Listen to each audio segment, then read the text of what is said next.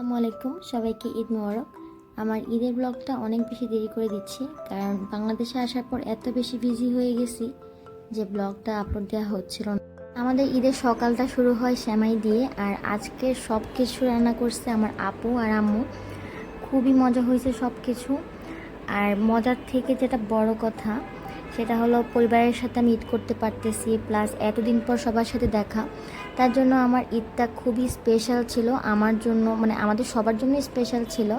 সবাই মিলে খুবই মজা করছি, আমরা ফ্যামিলির সাথে এত ভালো সময় কাটাচ্ছি যে আমি কোনো রকম ভিডিওই করিনি। সকালের নাস্তা আর অনেক কিছু ছিল যেগুলো আমি ভিডিওতে ক্যাপচার করা হয়নি। আমাদের বাসার সব থেকে ছোট দুজন সদস্য, তো সবার আগে এরা দুজনই রেডি হয়েছে আর সারা বাসা দৌড়াদৌড়ি করতেছিল।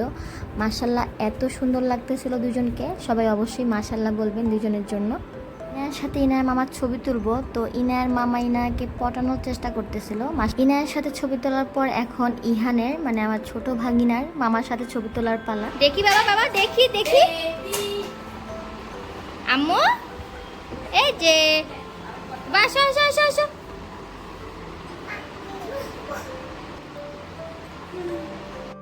আমাদের আজকের ঈদের স্পেশাল বড় আপুর হাতের চিকেন রোস্ট, গরুর মাংস, আর এটা হলো গিয়ে আপুর হাতের সবজি বিয়েবাড়ির স্টাইলে, আর এটা একদম বিয়েবাড়ির মতোই হয়, আর পোলাও আর প্লেন রাইস।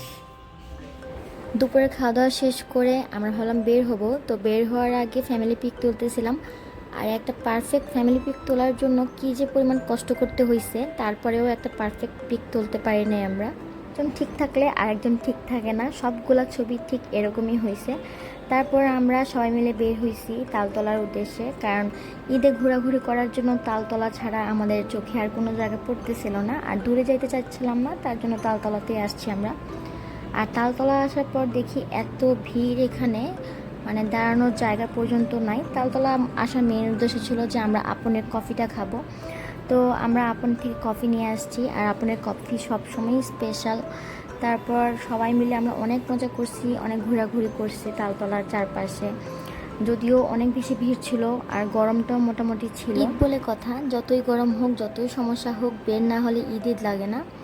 আর এই যে ইনি আমার বড় আপুর বড় ছেলে, আর এনার জন্য বিশেষ করে বের হওয়া হয়েছে। বের না আসা পর্যন্ত পাগল করে ফেলতেছিল যতক্ষণ না পর্যন্ত সাথে সাথে আমার মেয়েও আজকে আপনের কফি টেস্ট করছে, আর ওর টেস্টের রিভিউ খুবই ভালো। তো তারপর আমরা চলে আসছি ফুচকা খেতে, আর এইখানে ফুচকাটা অনেক মজা, ন্যাশনাল আইডল স্কুলের একদম সামনে।